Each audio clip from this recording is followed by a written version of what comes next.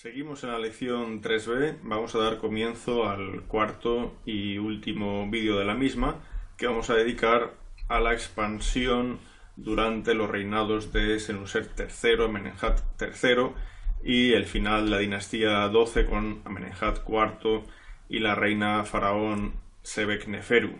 Desde luego uno de los reyes más importantes de la dinastía 12 es Senusert III, Hacaura. Es un monarca que, según el Papiro Real de Turín, reinó 30 años, pero al que, pues cronologías recientes le dan fechas en torno a 20 años. Y bueno, este monarca nos ha dejado también un buen conjunto de inscripciones. Una muy interesante la encontramos en la primera catarata. Esta inscripción, la que veis en la imagen, se refiere a una obra bastante interesante para el reinado, dado que se trata de la creación de un canal que sirve para navegar la primera catarata. La primera catarata es una zona de rápidos como las siguientes, y este canal permite precisamente evitar esos rápidos. Se habla un canal de 120 codos de longitud.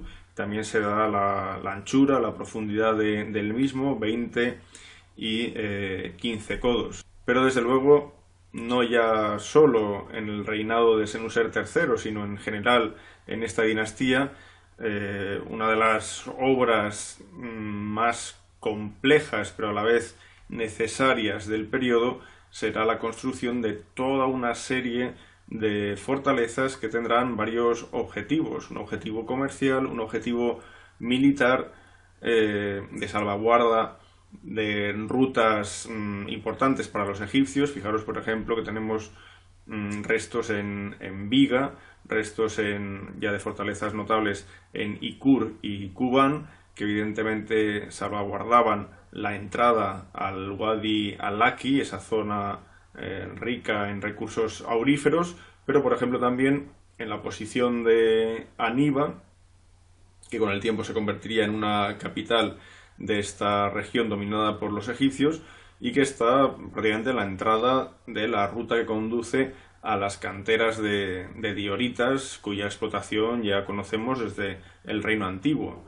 Más hacia el sur sigue toda una serie de fortalezas: Faras, Serra, Bujen, Mirgisa, Askut, Shelfak, etc., hasta llegar a la zona de Semna Kumna y la fortaleza de Semna Sur, que sería realmente la que quedaría en la zona más meridional, controlada por los egipcios. Es decir, aquí hubo un gasto de recursos bastante importante por esos motivos, por el motivo comercial, como decía, pero también por el militar, porque recordemos que al sur se sitúa el dominio del reino de Kush, probablemente ese reino dominado por la ciudad de Kerma, y que durante tantos años sería un digno contrincante, ¿no?, al poder egipcio. Aquí tenemos una planta de una de estas fortalezas mencionadas, en concreto la de Bujen. Esto nos da idea, ¿no?, del calibre de estas fortalezas. En concreto, la que tenemos en pantalla tiene más de 400 metros de longitud en su lado mayor, quizás unos 150 de lado, y bueno, se compone por dos lienzos de muralla principales: el exterior y la ciudadela, donde residía la población local, compuesta evidentemente en su mayor parte por soldados.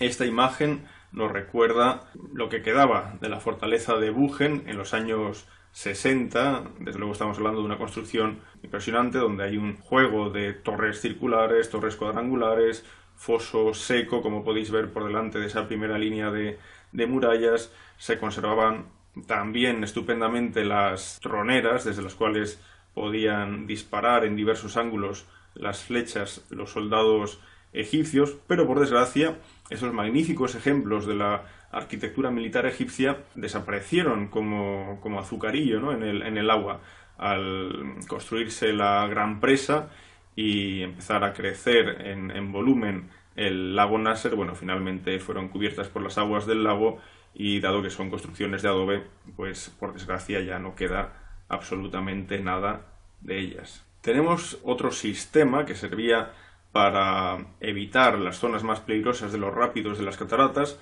Anteriormente vimos cómo se construyó un canal en la primera catarata del Nilo. Pues bien, en la zona de la fortaleza de Mirguisa, en este caso lo que se hizo fue un camino, una especie de rampa resbaladiza, gracias al barro, por la que las naves podían trasladarse de un punto a otro y así evitar por lo menos las zonas más peligrosas. Este es un ejemplo también muy interesante para el estudio de cómo funcionaban aquí esas comunicaciones entre las zonas más y menos navegables de las cataratas. Las cataratas en sí mismo son auténticos muros, ¿no?, contra el navegante. Y en la zona sur recordemos que tenemos las fortalezas de Semna y Kuma. Fijémonos cómo están custodiando una zona de rápidos. A ambos lados de esos rápidos se sitúan las fortalezas, pero es que, como dije hace unos minutos, más al sur aún tenemos, relativamente cerca de Semna, otra fortaleza conocida como Semna Sur, una fortaleza que en su lado oeste viene cubierta por una muralla que alcanza varios kilómetros de longitud. Aquí además se han hallado registros nilóticos que evidencian como, por ejemplo, en el año 30 el nivel del río alcanzó aproximadamente 5 metros de altura, mientras que en el año 40 apenas llegó al medio metro. Esto es muy importante también para realizar estudios de tipo paleoclimáticos, ¿no?, para ver cómo hay variaciones acusadas de unos años a otros en el nivel de inundación, porque evidentemente para Egipto esto es muy importante. Una mala inundación genera carestía. En relación a las fortalezas tenemos los llamados despachos de Semna, un conjunto de textos que no vienen todos de Semna, aunque se les llame así, pero son textos que tienen un motivo central, son comunicaciones entre fortalezas y algunas de ellas, desde luego, muy importantes. Por ejemplo, en uno de los comunicados se habla de la localización de huellas de 32 hombres y 3 asnos, es decir, nos da fe de cómo los egipcios patrullaban el desierto cercano a las fortalezas para vigilar la posible entrada de gentes procedentes del sur. Entonces, esto evidencia un sistema de seguridad que aparentemente debía funcionar bien. Eso sí, fijémonos ahora en esta estela. Aquí se habla de que no se permite la circulación de Gesiu, es decir, de gentes de Nubia, excepto aquellos que se dediquen al comercio y que tengan la intención de ir a la fortaleza de Iken, es decir, la fortaleza de Mirgisa a comerciar. A todos los demás no se les permite el paso. Esto evidentemente también es bastante interesante. En la esfera del arte, simplemente un comentario. Todos tenemos en mente estas estatuas del reino antiguo, por ejemplo las de Jafra o Menkaura, donde se ven faraones con una pose absolutamente hierática, donde el faraón se muestra también idealizado. Sin embargo, en el Reino Medio vemos como, en este caso, Senusert III, en sucesivas estatuas que marcan estadios cronológicos desde un momento de más juventud a un momento más cercano a su etapa final de reinado, donde él es ya mayor, bueno, pues vemos como en su cara se marca de manera descarada toda una serie de rasgos que evidencian una pesadumbre en el personaje, ¿no? Estos son rasgos típicos del arte del Reino Medio. La pirámide de Senusert III se realizó en Dashur. Es una pirámide de 105 por 78 metros, tiene 56 grados de inclinación, aunque como ya se podría apreciar en esta imagen, poco es lo que queda de ella. Y su entrada está en el oeste. En realidad no es la primera pirámide que no tiene la entrada en el norte. La primera pirámide cuya entrada principal no se sitúa en el norte es la de Senusert II, que vimos en el vídeo anterior. En aquel caso la entrada estaba en el sur, ahora se sitúa en el oeste. Por lo tanto, se abandona ya esa entrada que constantemente hemos visto desde la tercera dinastía en el lado norte, pero eso sí, en el lado norte ahora se va a dejar una capilla, es decir, el aspecto simbólico no se abandona por completo. Amenemhat III es otro de los grandes reyes del periodo. Se le calcula un reinado entre 1818 y 1773 a.C. y bueno, de él tenemos también documentos variados. Por ejemplo, la estela que veis en pantalla se refiere a dos hermanos que hablan de expediciones a Via Punt y al país de Punt. Esta estela se localizó en el puerto de Mersa Gawasis en el Mar Rojo. Este faraón probablemente también tiene una importancia especial por su obra en la región de El Fayum.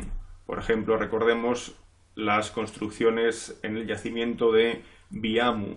Aquí Heródoto nos deja evidencia de cómo eran estos monumentos. Él habla de una especie de pirámides truncadas en las que en su parte superior se dispuso un coloso de piedra. Evidentemente se trataría de un coloso monolítico con la figura del faraón sentado en el trono. Esto también ha desaparecido, pero al menos aún podemos observar, si vamos al lugar, parte de esa base sobre la que se apoyaban las grandes estatuas. Amenemhat III además construyó una gran pirámide en la necrópolis de Dashur. Es una pirámide de 105 por 78 metros, es decir, similar a la de Senusert III, y en este caso la entrada, si aquella se situaba en el lado oeste, aquí ahora en el lado este. Fijémonos que ahora sí ya seguimos con pirámides cuyo núcleo está realizado con ladrillos de adobe, como ya fuera el caso de Senusert II y también Senusert III. Pero este faraón abandonó este complejo funerario para dirigirse a un nuevo lugar.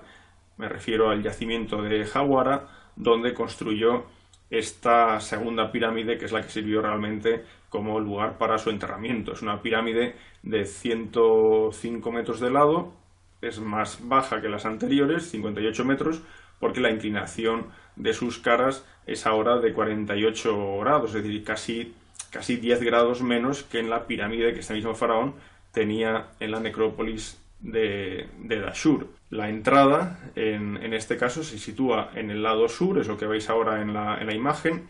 Aquí la pena es que el nivel freático ha subido tanto que si entráramos por este acceso que veis, a los pocos metros ya veríamos el agua, es decir, es imposible ahora acceder a la cámara sepulcral. Esto es un esquema de la cámara sepulcral, un perfil. Simplemente os lo pongo para que veáis un sistema bastante interesante, que es el que utilizaron los egipcios para bajar un pesadísimo bloque elaborado en cuarcita, el señalado con una flecha, y que para bajarlo y apoyarlo por encima del sarcófago y con este cierre crear una auténtica cámara acorazada alrededor del sarcófago, lo que hicieron fue, bueno, pues inventar dos conductos rellenos de arena que, al vaciar esta arena, permitió que esa gran piedra de cuarcita fuera bajando lentamente hasta depositarse en el lugar en el que ellos deseaban.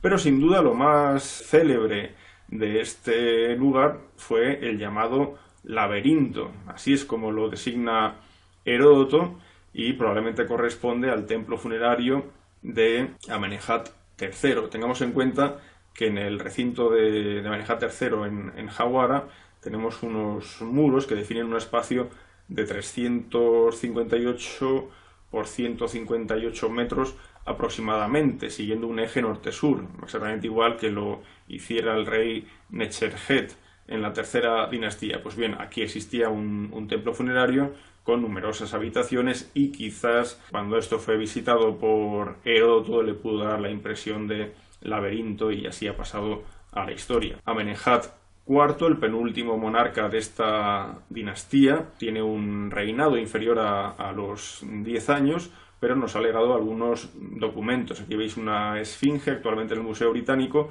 aunque fue retocada en época romana. Si fuéramos a Mersa Gawasis, aquel puerto del Mar Rojo que hemos mencionado en numerosas ocasiones, tenemos una inscripción hallada en una caja, la inscripción es del año 8, y se refiere a las maravillas de Punt, es decir, hasta Amenemhat IV, los reyes de la dinastía 12 siguieron comunicándose con este país de Punt, realizando expediciones a Punt, y esto denota que es un estado fuerte, porque solo en esas condiciones esto era posible.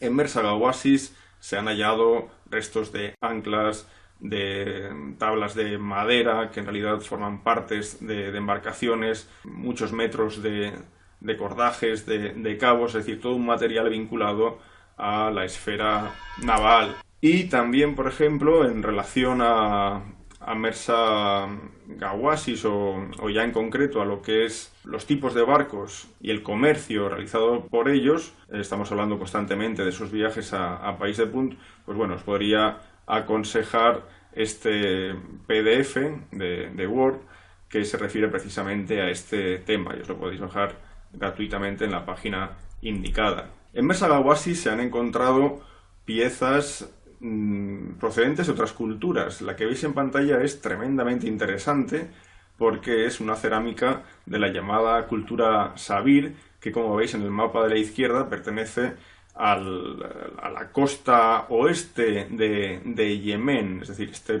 país que tenemos ya en el estrecho de Bab el-Mandeb, al sur del Mar Rojo. Entonces, claro, que aparezca cerámica de esta cultura en Mersaga Oasis, pues demuestra, no tiene por qué demostrar un contacto directo con esta cultura, pero sí que a lo mejor el país de Punt es un centro de recepción de productos, no solo de origen africano, sino también de origen arábigo. El hecho es que estas piezas, incluso obsidiana, llegan a Egipto a través del puerto de Mersaga Oasis. El último monarca de la dinastía 12 es una mujer, una reina convertida en faraón, que tiene el nombre de Sebek-Neferu y que el Papiro Real de Turín nos dice que reinó 3 años, 10 meses y 24 días. Como veis en la estatua de la derecha, esta mujer se representa como tal, como mujer, pero con, por ejemplo, el nemes, que es propio de un faraón.